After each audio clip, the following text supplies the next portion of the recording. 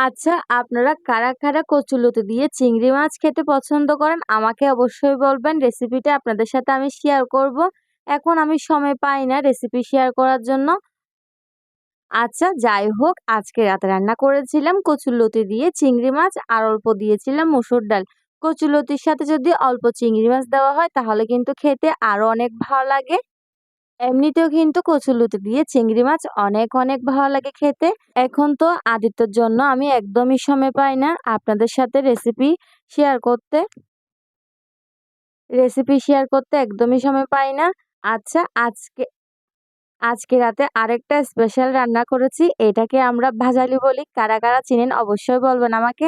ভাজালি দিয়ে, কাঁকড়া দিয়ে আর সাথে দিয়েছি বড়া।